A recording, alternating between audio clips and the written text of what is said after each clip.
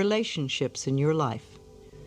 The most important relationship of all, the most lasting relationship I will ever have, is the relationship I have with myself. All other relationships come and go. Even marriages that last until death do us part end eventually. The one person I am with forever is me. My relationship with me is eternal. So what is this relationship like? Do I wake up in the morning glad to find myself here?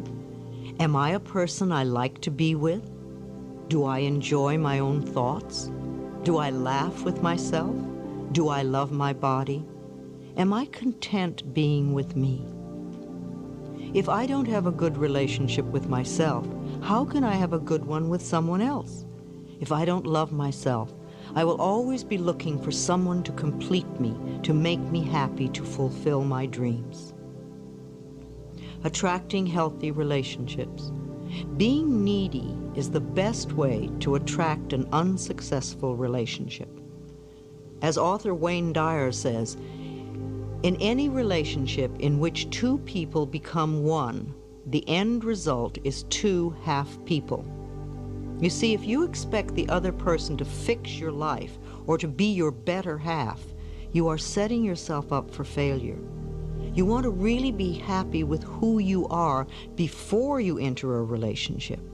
You want to be happy enough so that you don't even need a relationship to be happy.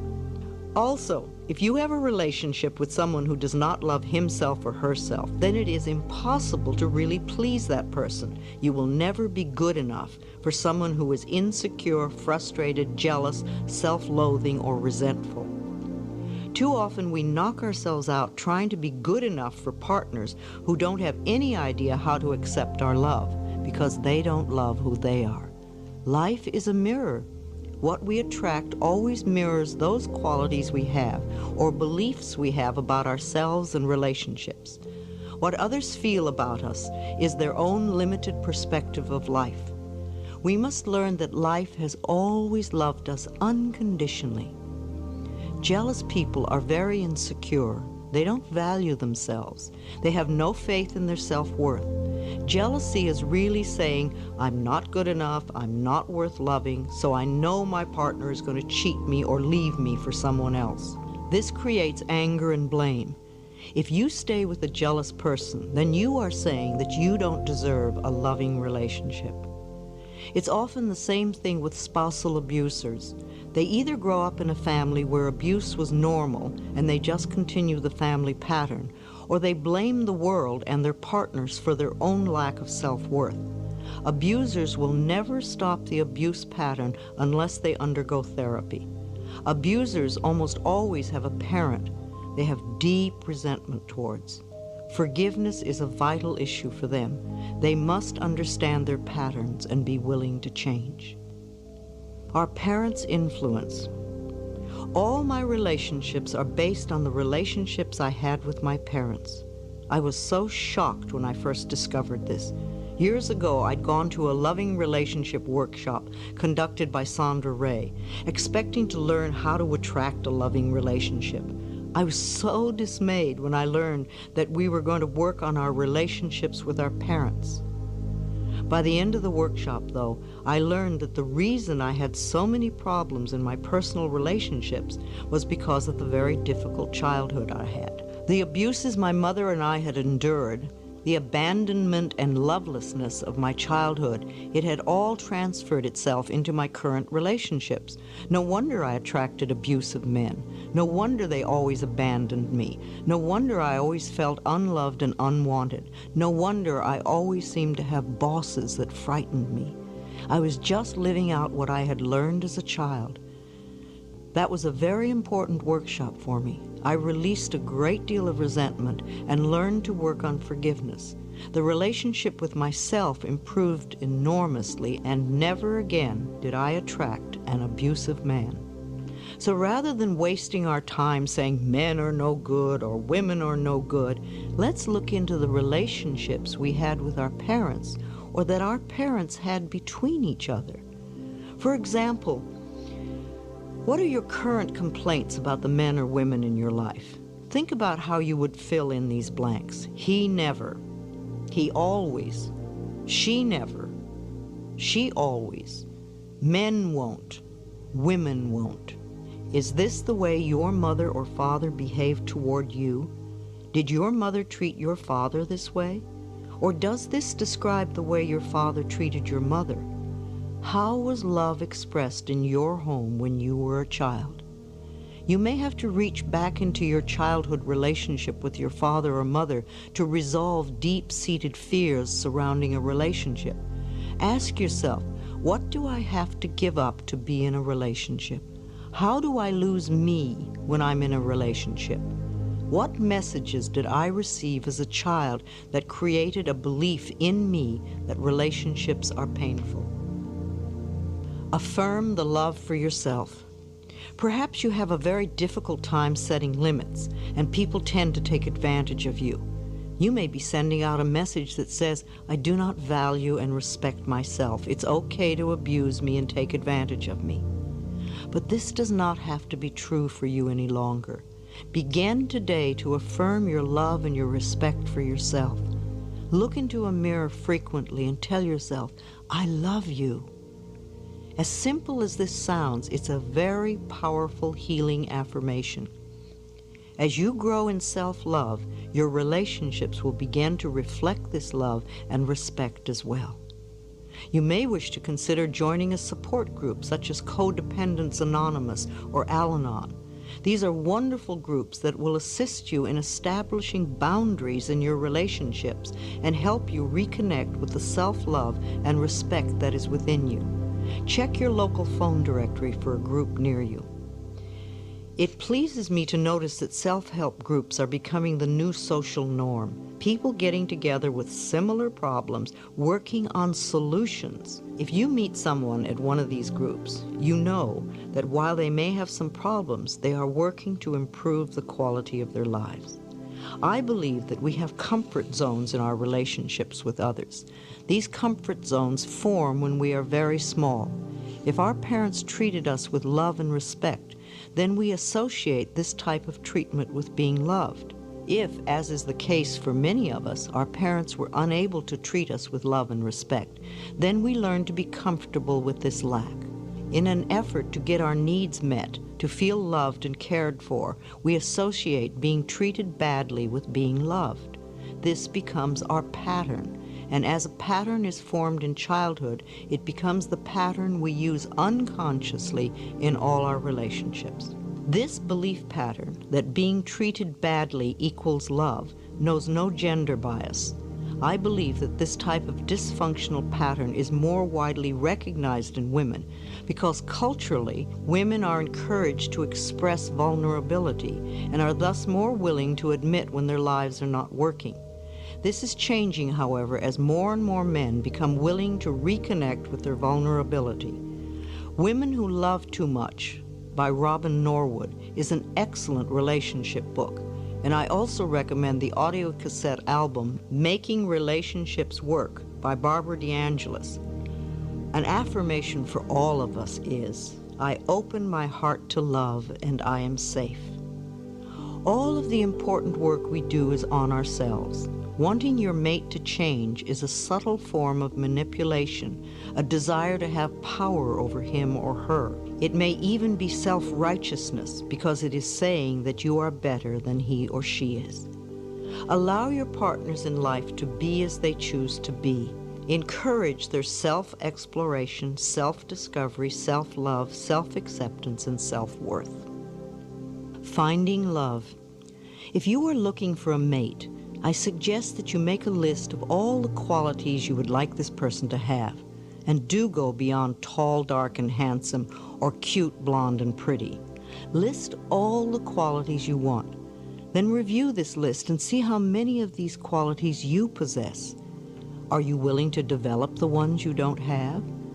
Then also ask yourself what it is within you that could be denying or delaying the attraction of this person to you. Are you willing to change those beliefs? Is there still a part of you that believes you are unlovable or unworthy of love? Is there a habit or belief you have that pushes love away? Is there a part of you that says, I don't ever want to have a marriage like my parents, therefore I won't fall in love? Perhaps you have feelings of isolation. It is very difficult to feel connected to others when, for the most part, we are disconnected from our own selves. In this case, you need to really focus some quality time on yourself right now. Become your own best friend. Rediscover what makes you happy, what you love to do. Pamper and spoil yourself. So often we look to others to make us feel loved and connected, when all they can do is mirror our own relationship with ourselves. What do you think you deserve in an intimate relationship? When we are coming from a place of feeling we can never get what we really want, it usually means our belief system supports not deserving. Is this what you truly believe about yourself? That you can't have what you truly want? This particular mental pattern no longer needs to be true for you. You can begin to make a change today. Make a few lists, such as what I believe about men, women, love, marriage, commitment, fidelity, trust, and children. These lists will show you any negative beliefs you need to change. You may be surprised by some of the messages that are hidden in your consciousness. Clean them out, and you may be delighted to see how different your next relationship is. It's interesting to note that most psychics report that the majority of people who come to them ask at least one of three questions. Psychics hear these same questions over and over. How can I get a relationship? How can I get rid of a relationship? How can I increase my finances? If you are in a relationship that you really want to get out of, use that all-powerful tool, blessing with love. Affirm, I bless you with love and I release you. You are free and I am free. Repeat this often. Then really be clear on what you do want in a relationship. Make a list if you need to. In the meantime, work on loving yourself non-stop. Love and accept the other person completely, just as they are. As you change and grow inside, you will find that one of two things happens automatically. The other person will either align with your desires or they will disappear altogether. If they leave your life, this transition will be smooth.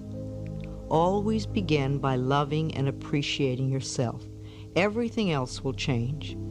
Use the affirmation, I now discover how wonderful I am. I choose to love and enjoy myself.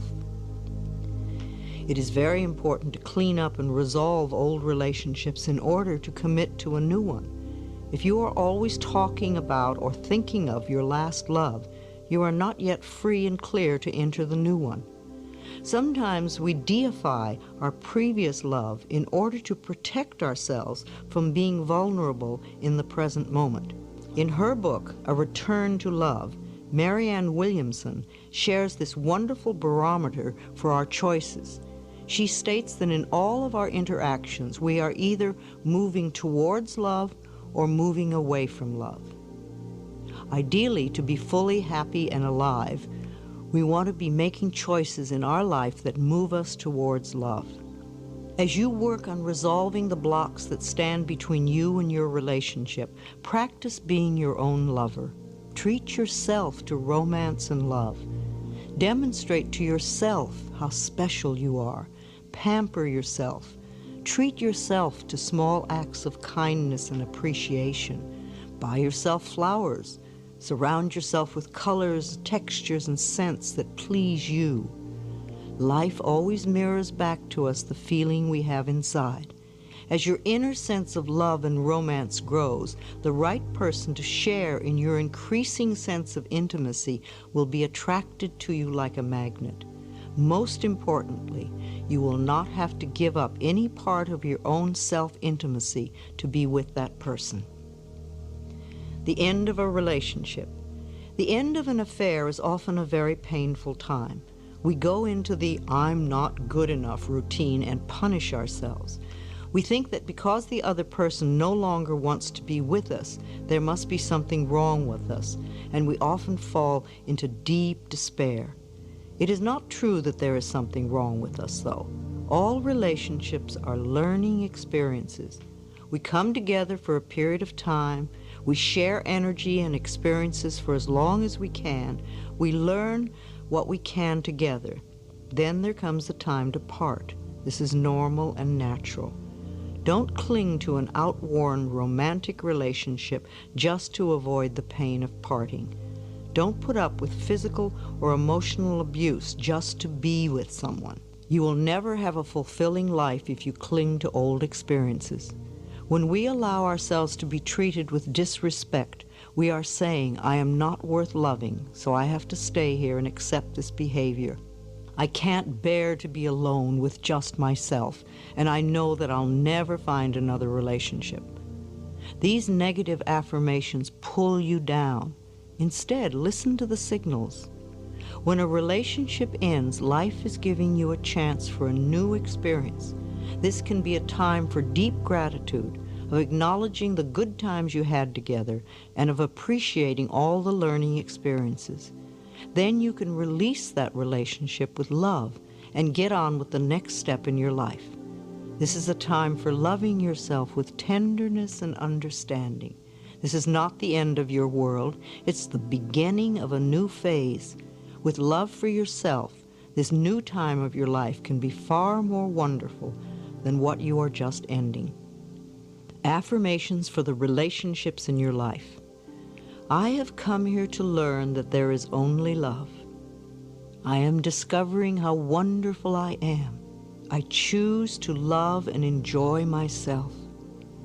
As a magnificent creation of a loving God, I am infinitely loved, and I accept this love now. I am open and receptive to a wonderful, loving relationship. By thinking loving, supportive thoughts, I create a loving, supportive relationship. I open my heart to love. It is safe for me to express love. I get along with everyone. Wherever I am, there is joy and laughter. I relate from my heart. People love me and I love people. I am in harmony with life. I always have the perfect partner in my life. I am safe and secure in my love for myself. I am in a harmonious relationship with life. Life loves me and I am safe. I envelop everyone in my life in a circle of love, no matter if they are male or female. I include my friends, my loved ones, my co-workers, and everyone from my past. I affirm that I have wonderful, harmonious relationships with everyone, where there is mutual respect and caring on both sides. I live with dignity and peace and joy. I expand my circle of love to envelop the entire planet, and this love comes back to me multiplied. Within me there is unconditional love, and I express it to everyone. My unconditional love includes me, for I know I am worth loving. I love and appreciate myself, and so it is.